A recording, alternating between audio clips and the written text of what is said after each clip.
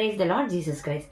எனக்கு அன்பார்ந்த தேவ ஜனங்களே, இயேசு கிறிஸ்துவன் நாமத்தினால என்கரேஜ் பை ஹோலி ஸ்பிரிட் சீரிஸ்க்கு நான் உங்களை வரவேற்கிறேன். ஆண்டவருக்கு நான் மிகவும் மனதாக நன்றி சொல்கிறேன். என்னோட கூட லூக்கா 17வது அதிகாரம் 19வது வசனம். அவனை நோக்கி, நீ எழுந்து போ, உன் விசுவாசம் உன்னை ரட்சித்தது என்றார்.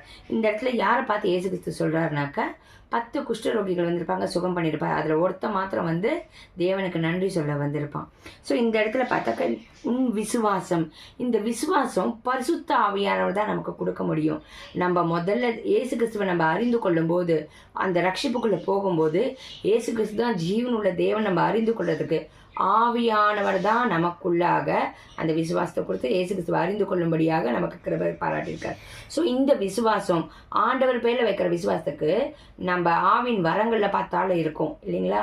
ஸோ அந்த இடத்துல நம்ம என்ன பண்ணணுமா, ஆவியானவரே எனக்கு தேவனை அறிகிற அறிவை நிரப்புங்க, அந்த விசுவாசத்தினால என்னை நிரப்புங்க, தேவனை சார்ந்திருக்க என்னை நிரப்புங்கன்னு கேட்கறச்சு நிச்சயமாக ஆவியானவர் நம்மளுக்கு அந்த விசுவாசத்தினால நிரப்புவார். அந்த ஆவின் வரங்களும் அந்த ஆவின்